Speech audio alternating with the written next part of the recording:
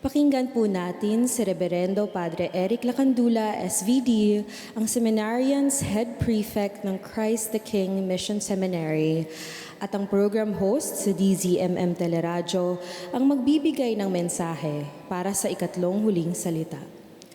Atin naman pong tunghayan ang isang kwento ng di matatawarang pag-ibig mula sa isang ina na si Ginang Lynn Monsanto.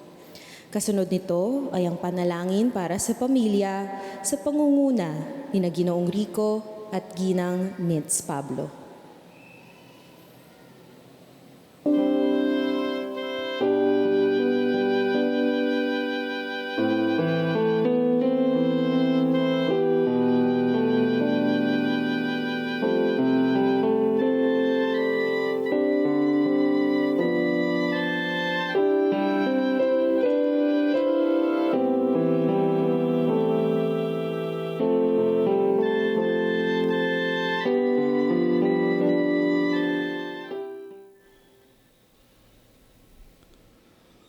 Woman, behold your son, behold your mother. Mga salitang nagbibigay ng katiyakan at pag-asa. As Jesus was dying on the cross, his mother was among those who had remained with him hanggang sa huli. His disciples had fled, with the exception of one whom the fourth gospel calls the disciple whom he loved. While Jesus was dying, despite his excruciating physical agony, he was forging a relationship between his beloved disciple and his mother, because Jesus was concerned about the pain his mother was experiencing, seeing him in horrible pain.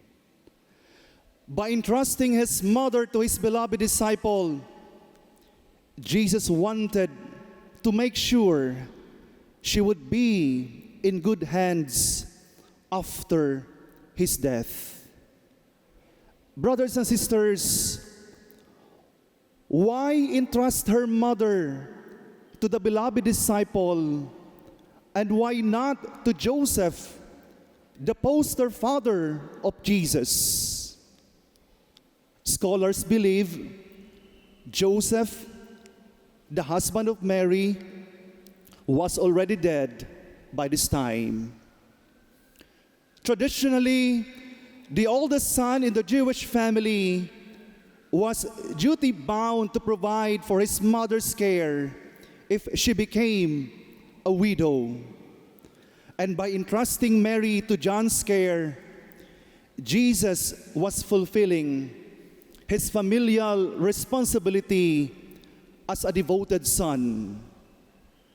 Brothers and sisters, Mary's presence at the cross is deeply moving, makabagbag damdamin. It was a great horror from the perspective of a mother seeing her son, Jesus, in agony.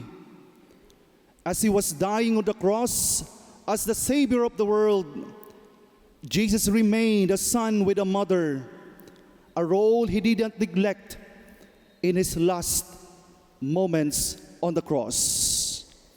Walang katumbas ang sakit. Walang salita ang maaring maglarawan ng sakit at pagdurusa na nadarama ni Maria bilang ina ni Jesus na nakabayayubay sa krus. The death of a child is one of the most painful of all parental experiences. The suffering of Jesus fulfilled the words of Simeon to Mary when Jesus was presented by his parents to the temple. A sword will pierce your soul. Walang kasing sakit. A wife has lost her husband. We call the wife a widow. And a husband who has lost his wife, we call him a widower, balo. When both parents die, we call the children orphans, ulila. Pero what about the parents who have lost one of their children? How are we going to call them? They have no name to describe, no name to call. Why? Because the pain of a mother, the pain of a father, the pain of the parents cannot be measured, and no words can express the pain. No words can express the pain of a mother, especially a mother who has lost her child. Makikita natin sa tagpong ito sa krus na walang sukat na sakit at pagdurusa, physical and emotional, na pinagdaraanan ni Jesus at ng kanyang inang si Maria. Pagdurusa na naghatid sa atin ng kaligtasan. Tagpo ng pagdurusa na nagdulot ng paghilom. Pagdurusa na nagdulot ng paglaya. By His wounds, we are healed. Mga kapatid, sa araw na ito, pagnilayan natin ang ating mga sugat, physical wounds, emotional wounds, and spiritual wounds na idinulot ng ating mga karanasan sa buhay tulad ng pagkabigo, galit, pagdadalamhati, trauma, kasalanan, at iba pang mga daladalahin sa ating kalooban na matagal ng panahon nating kinikimkim at daladala. Kung hindi ito maghilom, patuloy itong makakaapekto sa buhay natin araw-araw at ugnayan sa isa't isa. If you never heal from what hurt you, you will bleed on people who didn't cut you. Ialay natin at ilapat natin sa ating Panginoon ang ating mga sugat at pagdurusa upang makamit natin ang paghilom, kapayapaan ng kalooban at pag-asa. Ang mga salita ni Jesus sa kaniyang ina at ina nating lahat habang nakabayubay sa krus ay mga salita ng katiyakan at pag-asa.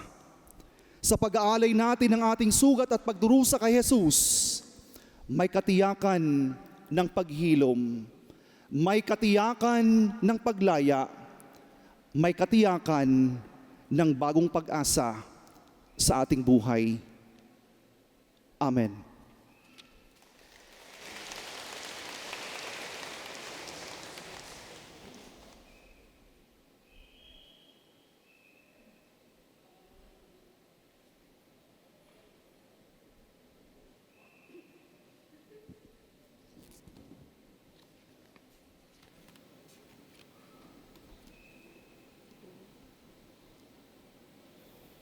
Magandang hapon po. Ako si Lynn Monsanto.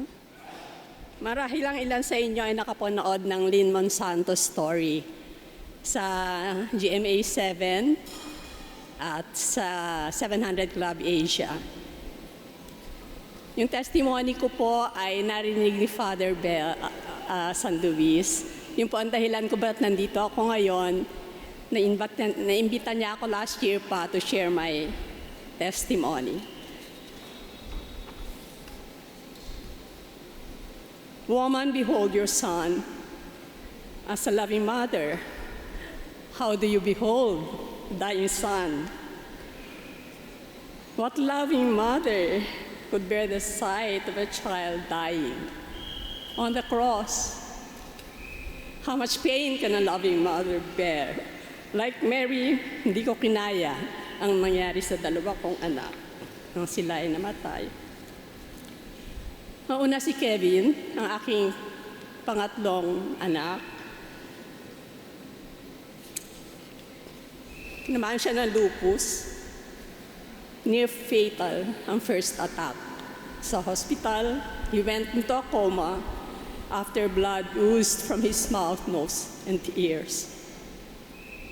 I had been a born-again believer and committed follower of Christ since 1987. Yet, there I was. I couldn't accept that my son was dying. I wrestled with God. 3 days ako nakadapa sa semento sa room ng hospital. Iniiyak ko sa Ama. I wrestled with Him. Ama, hindi ko kayang ibigay ang anak ko sa'yo. Sa'yo mano kay Satanas. Buhayin mo siya. Give him a chance to find his way back to you. You see, Kevin has totally strayed from God. Now he lived a life of sin and rebellion. He lived a lifestyle that openly defied God and pursued relationships that dishonor Him. For 3 days, I fasted and pleaded and mourned, just like David did for his son Absalom. I wrestled with God to relent and not punish my son with death. God heard me. On the 3rd day, nagising si Kevin, humingi ng tubig. The doctors, after a series of tests, declared him out of the woods. Like Mary, hindi ko kinaya makita ang paghihirap ni Kevin. Pero, na-turn around ang buhay ni Kevin at nang tawagin siya ni Lord, he was ready. Sabi niya, Mami, open na yung paradise. Open na yung paradise, tinatawag na ako ni Lord. Kala ko, peaceful yung death niya. Umakap siya sa akin, sabay hilig. Tapos nilungay-ngay ang kanyang ulo. Hindi pa tapos ang Diyos. Ang kalawa kong anak, noong December 29, 2021, yung panganay kong anak, si Kuya Jed, sagasaan ng sasakyan. Tumilapon sa kabilang lane. Pagkatilapon, napailalim sa dumarating na gasoline tanker. Imagine yung impact nun.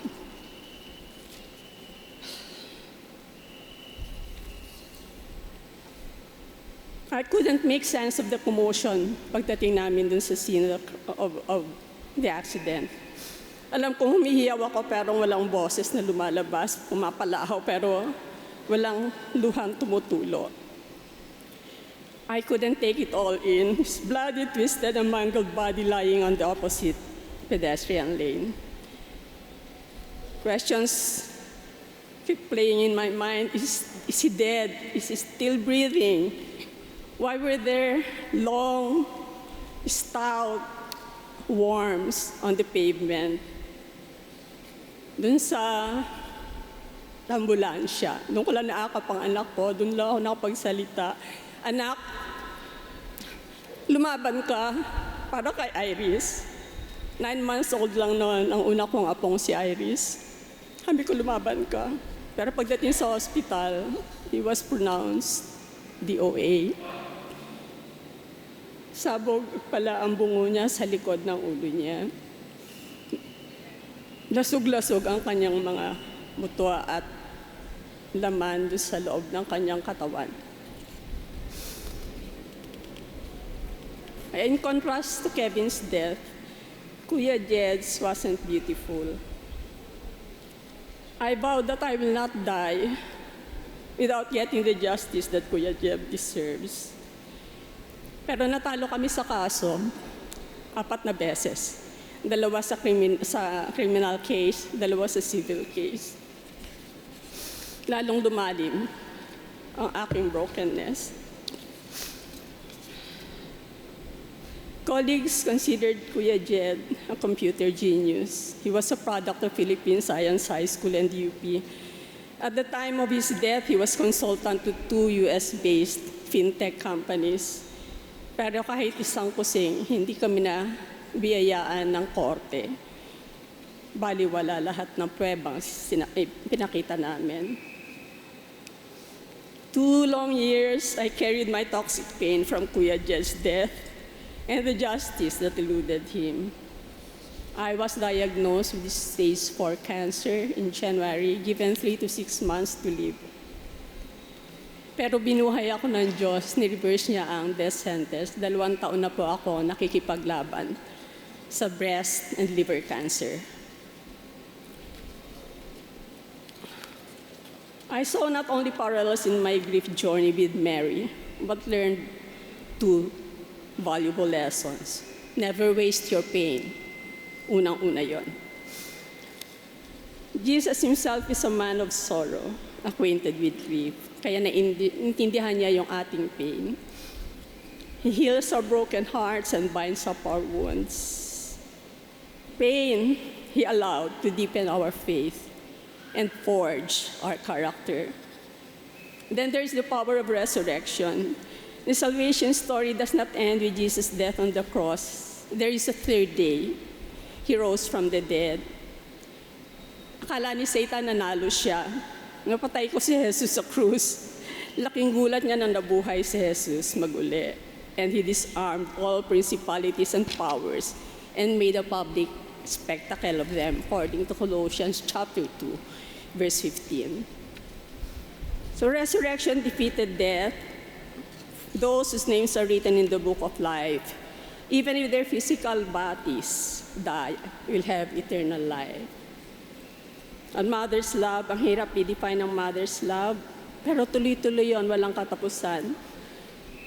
Hanggang sa kabilang buhay, patuloy nating mamahalin ang ating mga anak. Noon pong pandemic, nagsulat ako ng libro, ang title, Sleep Lang Ako, yung last words na isinulat ni Kevin. Ngayon po, sinusulat ko yung cancer journey ng mga cancer survivors sa grupo na Anchor of Hope. Ilo-launch po namin siya sa October. Then I will be writing my future books, my narrative, and Kuya Jed's death. Nawa po'y subaybayan nyo. Happy Resurrection Day on Sunday. Shalom at maraming salamat.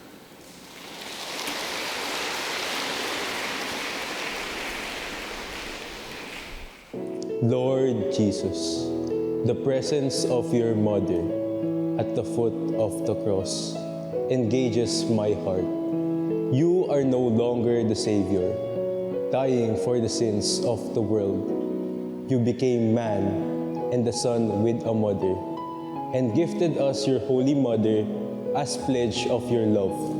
O blessed Savior, who in your hour of greatest suffering expressed compassion for your mother, grant that we who seek to follow your example may show our concern for the needs of others, reaching out to provide for those who are forgotten in their human family.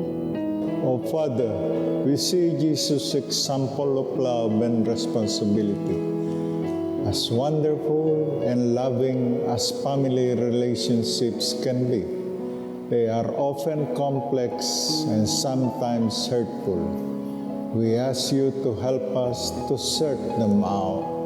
Show us how to love you, and at the same time, how much we love our family members. Give us the divine wisdom that we need so that we can love as Jesus loves. In His name, Amen.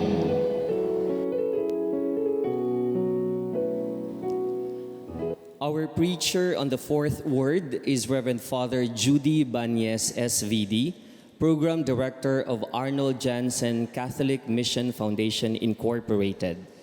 We will then be inspired by the story of Brother Daimir Baitiong from Reaching Hands Philippines Incorporated and Youth Connect Movement. The family prayer will follow, to be led by Mr. Rudyard and Alma Jasmine.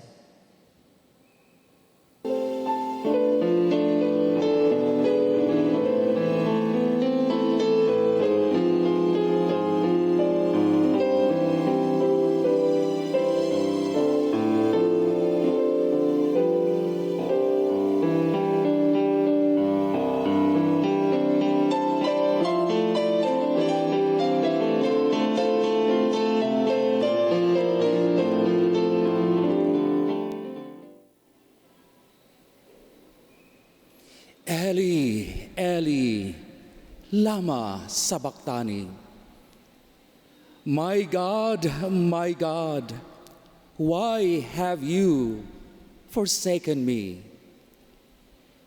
We hear these words every Good Friday, echoing through the rafters of our churches, yet they never lose their haunting, visceral power.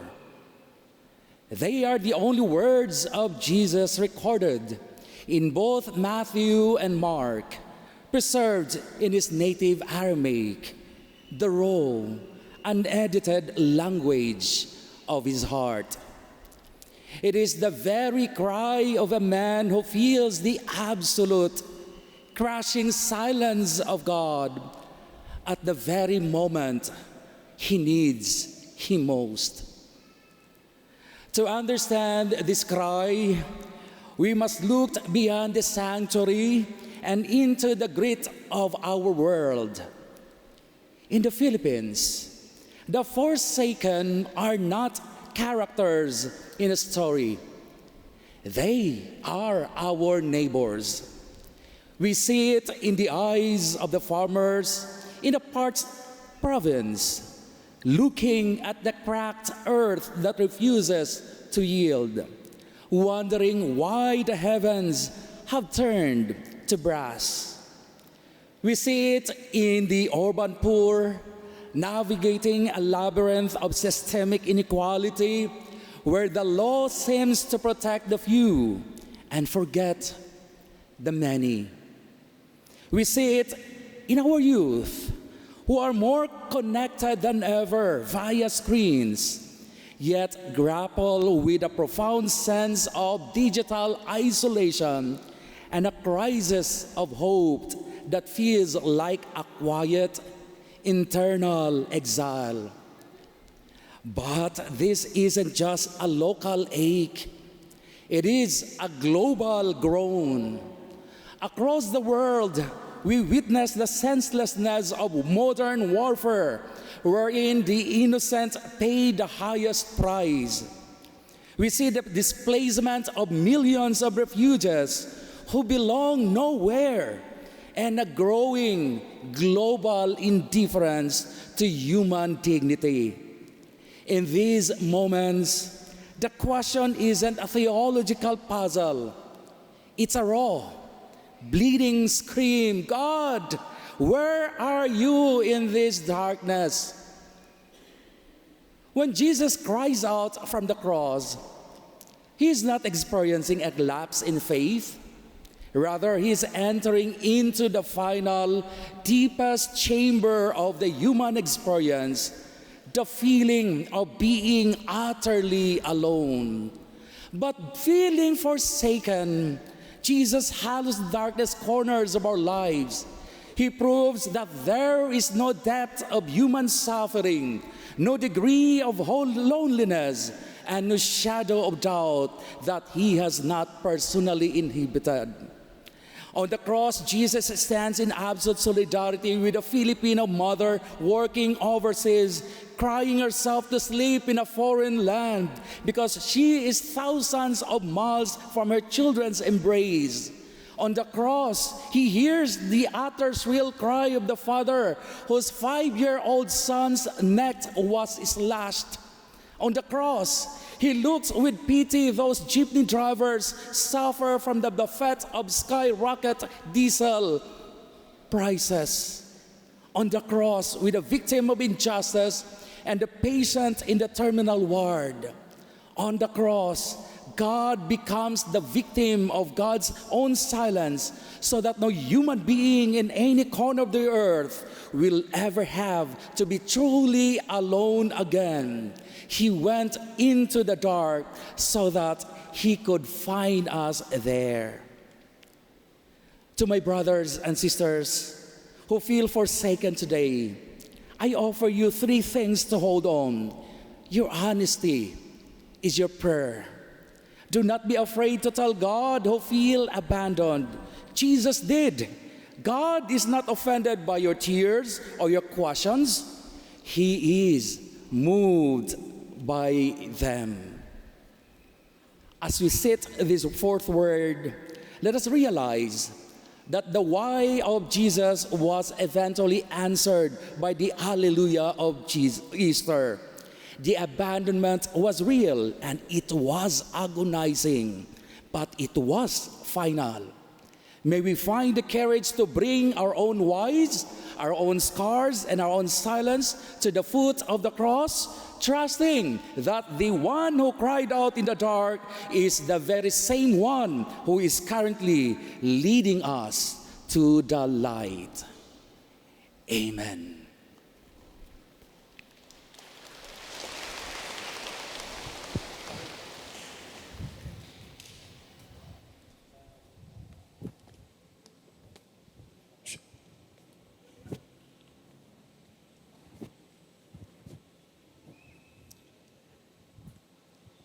Magandang araw po sa ating lahat. Ako po si Brother Damir Bechong. Ako po ay isang missionary and it's a privilege to stand with you mga kapatid. Magandang hapon po. Magandang hapon po. Before I start, minsan po ba natanong nyo na sa inyong personal reflection na talaga bang sovereign si God? Sovereign ba siya sa buhay natin? Most of the time, natanong ko na siya, and let me share you my personal story. Nung bata pa ako po ay lumaking anak sa labas, and that's my personal situation nung panahon na yun na I'm very confused sa pagkatao ko kasi iba yung talagang original family ko. Medyo magulo yung sitwasyon ko sa bahay. Mababait naman po yung mga kapatid ko. Pero medyo struggling lang po talaga ako in my identity, especially when the time na nababanggit yung nanay ko, nababanggit yung masasakit na sinasabi sa nanay ko kasi hindi original si nanay. And siyempre bilang anak, nasasaktan din ako ng mga panahon na yun. And then dumating sa point na hindi ko gusto sa bahay kasi mas gusto ko pa maglibot-libot sa mga barkada, mga kaibigan. Kasi ang magulo po yung kalagayan ng puso ko din. Noong panahon na yon, meron po akong mga na-meet na mga tao, 7 or 8 mga tao sila, mga tatay, around 40 to 50 years old. Noong mga panahon na yun, naghahanap po ako ng tatay, mga magiging kaibigan. Medyo gulong-gulo po yung ako sa sitwasyon ko ng mga panahon na yun. Natagpuan ko sila, naging kasesyon ko sa inuman. In short, feeling ko nakahanap ako ng family. And hindi ko alam, kaya pala sila nag-i-entertain ng mga kabataan na kaedad ko. Noong panahon na yun, 13 years old po ako. Kasagsagan nung struggle ko sa aking pagkatao, naging kaibigan ko tong mga tatay na to, knowing na alam ko na kakampi ko sila. Kasi feeling ko noong mga panahon na yun, wala akong kakampi.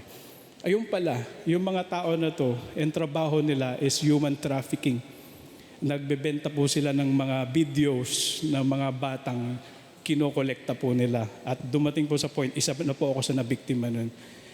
Isang gabi, tinawag po nila ako para sa inuman. Hinanda po nila lahat. At nung gabi na yon, doon po ako naka-experience sa sobrang pagkahilo.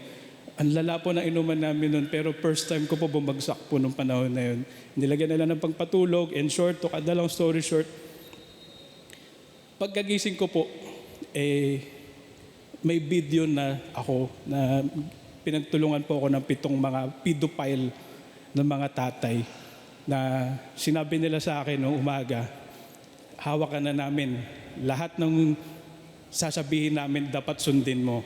Alam niyo, ng mga panahon na yun, sobra po tindi ng takot ko kasi nakitang-kita ko sa video ng Nokia na hindi naman ganoon kalinaw pero takot ako na baka ikalat po nila yung video. Sumunod po ako sa kanila sa loob ng 4 na taon, naging sex slave po nila ako at may 13 to 16 years old. Maraming beses po ako nag-attempt na humiwalay o magtago sa kanila pero lagi nilang panakot. Ikakalat namin to, yung video na to maski sa tatay mo. Kakamuhian ka nila. Kaya noong mga panahon na yun, hindi ko alam kung saan ako magsusumbong. Kaya pumayag na lang ako, sa loob na ilang taon, 56 times, akong ginahasa, minolestya, pinagtulungan ng iba't ibang klase, mga grupo ng tao, yung mga pedophile, mga kung sino-sino po. Ang dami pong gumamit sa akin. Hindi ko alam kung ano na tingin ko sa sarili ko. Diring-diri ako sa sarili ko ng panahon na yun. I attempted to end my life almost 7 times. Alam niyo po, 7 beses ako nag-attempt magpakamatay, suicide notes ako na maraming beses. But miraculously, yung pang-6 tsaka yung pang-7, ito po yung totoo na ginawa ko talaga. Na pang-6 na beses, alam niyo po mga kapatid, nung gabi na yun nagsulat ako. Pag nagsusulat po ako, nobela talaga. Gusto ko kasi magpaalam, sabihin yung sama ng loob ko. Grabe. Nung gabi na yun, nainom ko na po yung kalahating baso ng muriatic acid. And suddenly, bumagsak talaga ako noon, nagdilim yung paningin ko. Hindi ako makahinga. Alam niyo po, nung kinaumagahan, nung tindi po ng himalalin ng Diyos, nagising po ako noong umaga. Unang tinanong ko, panis na siguro yung muriatic na yun. Pero grabe ang himala ng Diyos. Nabuhay po ako nung ika-6 na attempt ko magpakamatay. But, ay grabe. Yung pang-7 beses, hindi po kasi ako makawala nung panahon na yun sa kanila. Tinawag ulit nila ako. Nung panahon na yun, nabi nila sa akin, pumunta ka dito, mayroon kaming gagawin. Nung pinakamalalang ginawa po nila sa akin, diring-diri po ako sa sarili ko nung panahon na yun. Pero grabe, umuwi ako sa bahay, 12:00 noon, nagbukas ako ng TV. Kasi gusto ko, humuhugot ako ng lakas magpakamatay na. Hindi ko rin kaya magsumbong kasi takot na takot ako magsalita sa tatay ko. Tsaka sa nanay ko din na hindi ko kasama sa bahay. Panahon na yon, nanood ako ng MTV. Habang sabi ko pagkatapos nung kanta na to, ang huling naalala kong kanta yung Bring Me to Life pa yun eh. Sabi ko, pagkatapos nung kanta na to, magpapakamatay na talaga ako. And suddenly, nung malapit na matapos yung kanta, nag-error yung TV, tapos may lumabas na Bible verse. Ang sabi doon, for I know the plans I have for you, declares the Lord. Plans to prosper you and not to harm you, and plans to give you hope in the future.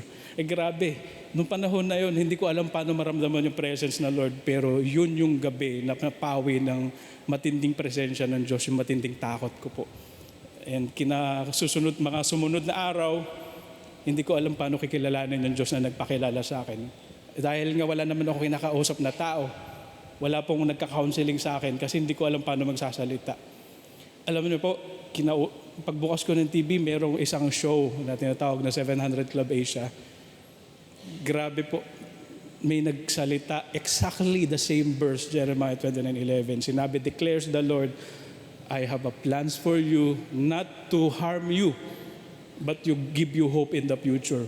Salamat po sa Lord, buhay na buhay po siya. At sa maraming pagkakataon, ginagamit niya po yung pinakamasasakit na sandali sa buhay natin. Tinanong ko, Lord, why have you forsaken me? Tinanong ko, kung Diyos ka, bakit nagtatanong ka na bakit mo ako pinabayaan? Pero salamat sa revelation ng Lord, hindi ako nagtatanong. I shouted dahil confirmation yun na ako ang tagapagligtas mo. Dineclare ni Jesus Christ yun sa Psalms 22. Salamat po ng marami talaga sa Panginoon. And now I'm promoting mental health advocate. I'm helping a lot of sa mga students sa campus promoting mental health awareness. Of course, yung tinapos na gawa ni Kristo. Meron po tayong Diyos naman na nagumpay. He is more than conqueror. Tinalo na yung kamatayan. Kung tinalo na yung kamatayan, so it means the war is over. Amen po. Grabe po ang Panginoon. And salamat sa Lord. Kaya pala ako nagsulat na maraming beses na sa suicide notes is gagamitin niya pala yung pagsusulat ko para ipahayag yung grabe yung Panginoon po. Yun lang po. Maraming salamat po.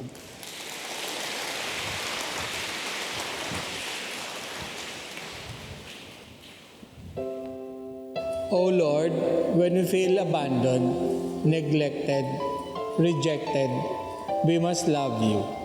Let us not wallow in pitying ourselves, but let our love be expressed, even our deepest pain. Now it's clear to us why there was such a lack to fill up. You needed us to unite our own sufferings to yours, and once united, we share in your own redemption. We pray for those who choose to end their lives.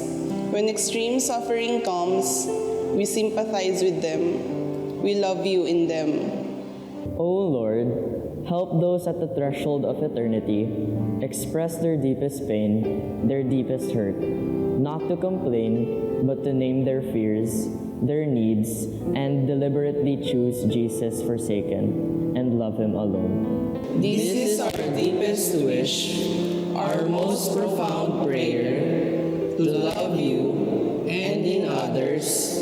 Thank you, dear Lord, for what you suffered. Thank you for taking my place. Amen. A heart-wrenching story of a mother's loss. In the face of unimaginable grief, a mother finds solace in her faith and the promise of reunion in heaven. Her pain is a reminder of the sacrifices mothers make and the depth of their love that transcends even death. Truly, God's love was beautifully expressed through His mother, the Blessed Mary, as gift to all of us. That's right, Danny. And God's fourth world is a powerful reminder that He never abandons us. His love is endless, overflowing with mercy and compassion. He is an all-loving Father who always has our back. We might be facing tough challenges today, but God is always protecting us and breathing hope into our lives. At ang magdinilay sa ikalimang huling salita ay si Reverendo Padre Andrew Amanor, SVD, ng Philippine Central Province. Samantala, ang magbabahagi ng kanyang personal na karanasan ay miyembro ng The Lord's Flock Catholic Charismatic Community Youth Adult Ministry at Chorus School of Dance na si Sister Regina Uy. At kasunod nito ay ang panalangin para sa pamilya na pangungunahan nila Ginoong Lito and Ginang Piwi Villanueva.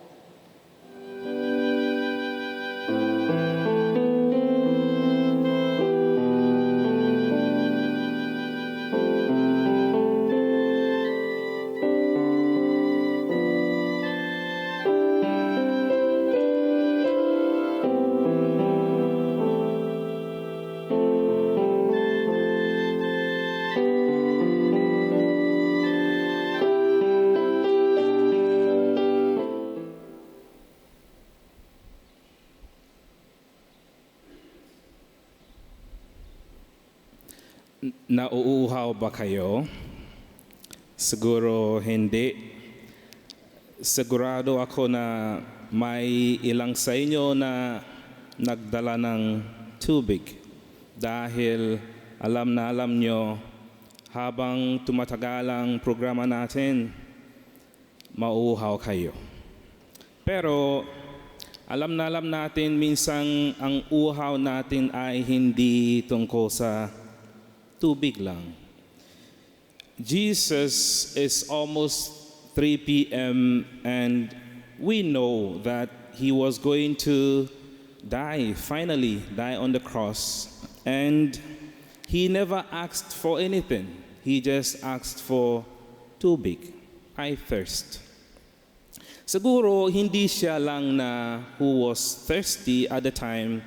Lahat ng mga tao na sumunod sa Kanya, they were also thirsty.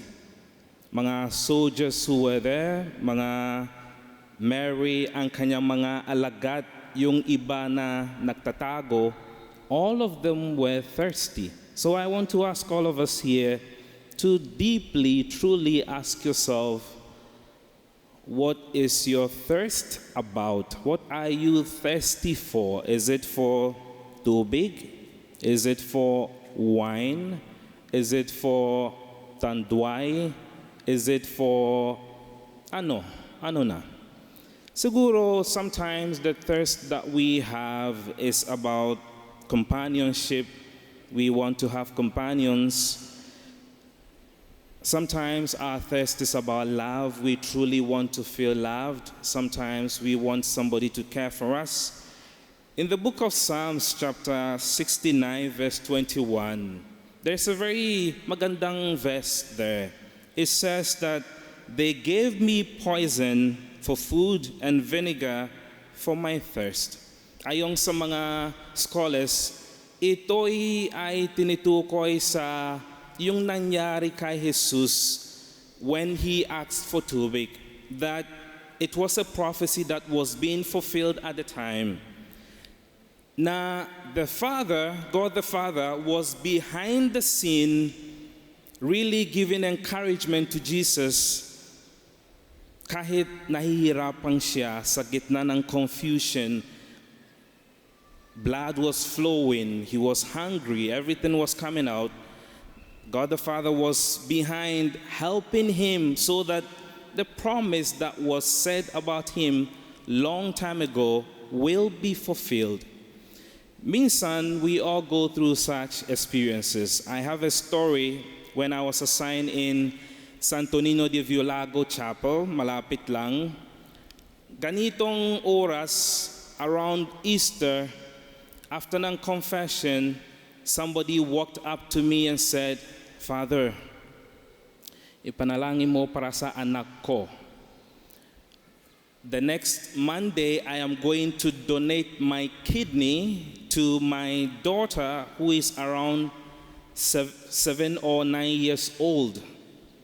It's been years now we have been trying to look for a doctor that would give us the opportunity so I can donate my kidney for my daughter. Ngayon lang na the doctors have given go ahead, so please pray for me."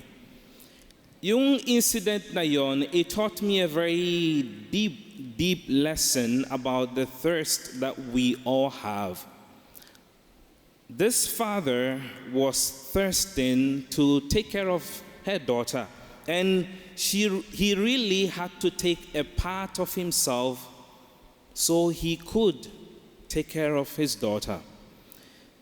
When Jesus was in Gethsemane, we remember what he said, "Lord, if it's possible, take this cup away from me." Minsan, when we are thirsty for ilang mga bagay sa buhay natin, and it's very difficult, we want to ask the Lord, "Lord, take it away from me. Nahirapan ako." But Jesus said, "Not my will, Lord, but your will be done." This is a very magandang example. It's a spiritual value for all of us that we thirst for water, for whatever, for companionship. Sometimes when we have the water to drink, nahirapan na tayo. Minsan medyo confused tayo. Is this really going to satisfy me? Am I going to be okay when I drink this? My dear brothers and sisters, I thirst is a very simple word, something that we all go through every day. I would like to invite all of us as we reflect on this to ask yourself, siguro you can ask the person sitting next to you, what are you thirsty for? What are you thirsting about? Do you have true water that can quench the thirst that you have? Ang Eucharistia natin is always the source where we get true tubig from, the water that doesn't last. We pray for ourselves, all of us, that God will bless us in moments that we feel that medyo nagiging dry ang buhay natin. We pray that God will help us to be able to have tubig that lasts forever. May God bless all of us.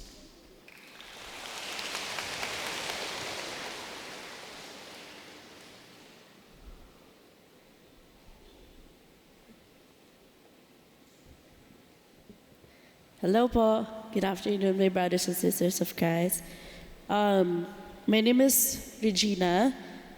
I have a question for you all. Have you ever felt so helpless na parang wala ka nang magawa kundi sumuko? That's my story. I grew up in the province po sa Mindanao, a small city called Ozamis. I am a member or part of a family of 6. Tatay, mama ko, ako, and then yung 3 ko pa pong kapatid. Ang buhay po namin doon ay sobrang hirap. Bata pa po kami, natutunan namin kung paano manood.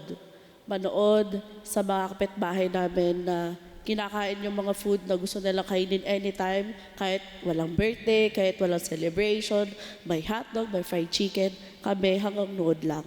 May mga laruan sila na hindi namin ever malalaro kasi wala kaming ganun. Mga damit na gusto naming masuot, pero alam namin na hindi kami magkakaroon ng ganung damit dahil sa sobrang hirap namin. And to add with that, kahirapan, yung tatay ko, sobrang lakas uminom that time, sugal, barkada. Imbis na yung small or yung maliit na kinikita niya galing sa trabaho, ipang-provide niya dapat sa amin ang ginagawa niya, pinangsusugal niya. Pag nalugi siya or natalo siya sa sugal, lagot kami magkakapatid, bugbog sarado, lagot yung nanay ko, bugbog sarado din. Palagi niyang inaawin yung nanay ko kapag kalasing siya. Di ko alam kung anong trip niya. Nasanay na lang kami na ganun yung ginagawa niya sa mama ko. At an early age, natuto po kami kung paano kumita ng pera. Hindi dahil tinuruan kami, kung hindi dahil alam namin magkakapatid na kailangan namin tumulong. Natutunan ko po kung paano mangalakal. Nakakaiyak pa rin. At kung paano po mag-offer ng tutor sa mga kapitbahay ko, kapalit, pera, bigas, or kahit na anong pwede naming ulamin. Minsan, pag may pera ako nakukuha galing sa pangangalakal, syempre bata, gusto ko bumili ng sweets, junk foods, pero tuwing gagawin ko na yun, maiisip ko yung mga kapatid ko. Sayang yung pera to, pangkain din ng mga kapatid ko. So as an ate, hindi ko binibili hindi ko inuuna yung sarili ko. One time wala kaming pera as in simot na ang kaya lang naming bilhin or ma-afford ay yung tinapay, yung bags na magkakadikit na 6 na peraso. So sakto sa aming mag-family yun. At yung famous line ng nanay ko, isipin nyo na lang, fried chicken to. Natatawa kami habang nangyayari yun, hindi dahil masarap yung pagkain, kundi tinatawa na lang namin yung hirap ng buhay. Mahirap, pero magkakasama kami. Pero hindi pala palagi masaya, no? Kasi kahit kumpleto ang pamilya, may maraming pwedeng mangyari. Dumating ang isang gabi, sobrang lakas ng ulan ko, low kidlat, bagyo na ata siguro yun. Yun yung gabing sobrang lala ng away ng nanay at tatay ko. Umuwi siya galing trabaho, lasing na lasing, binugbog niya ang nanay ko. Di namin alam kung bakit. Grabe pa sa ang natanggap ni mama, suntok, sipa, sakal, meron din. Akala ko mawawala na ako ng nanay that day. After that long night, lumapit yung nanay ko sa aming makakapatid at nag-sorry po siya. Sorry mga anak, dahil ito lang yung buhay na kaya ko para sa inyo. Ang sakit marinig na sabihin ng nanay niyo yun, no? And then, nang dahil doon, I thought of something na hindi dapat naiisip na kung sino man, lalo na mga bata. And at that age, 12 years old, I thought of sacrificing my life at trade kung sino man para mabigyan lang ng buhay yung family ko. Inisip ko siguro kung may mababawasan sa aming 4, magiging maayos yung family ko. Lahat gagawin ko for them. And nandun na ako sa edge, ini-imagine ko kung anong magandang buhay ang meron sila without me.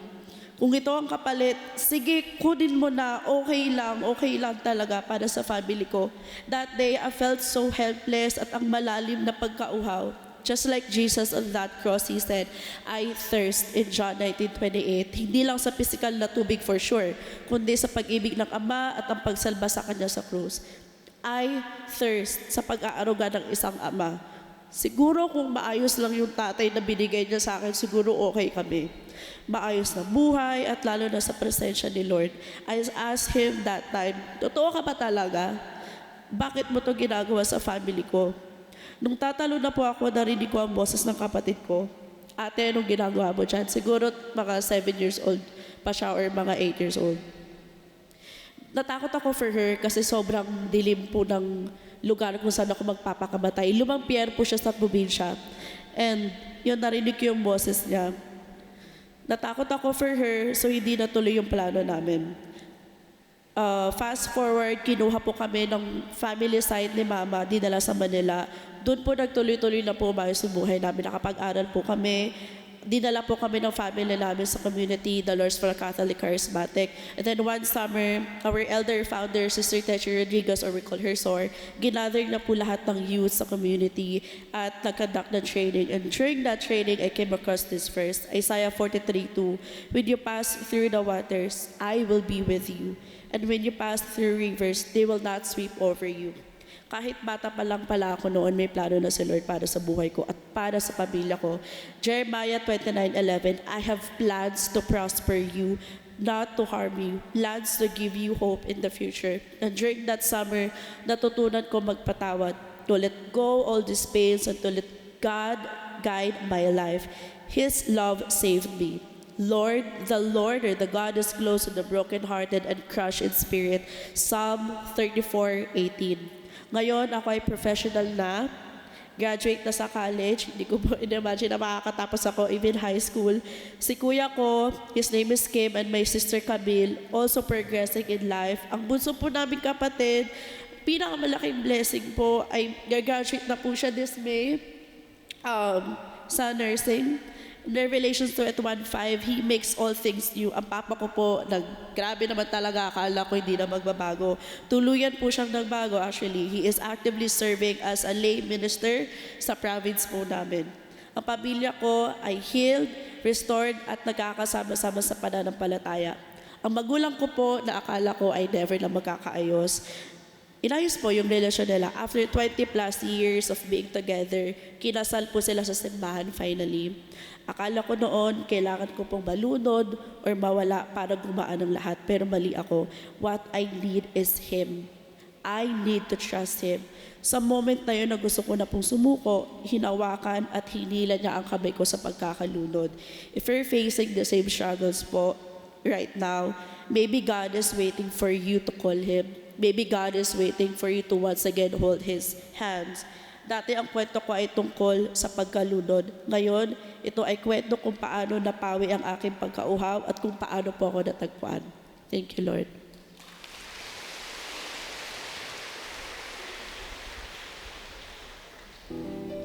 O Lord, thank you for what you suffered on the cross. Besides extraordinary pain, you also experienced extreme thirst.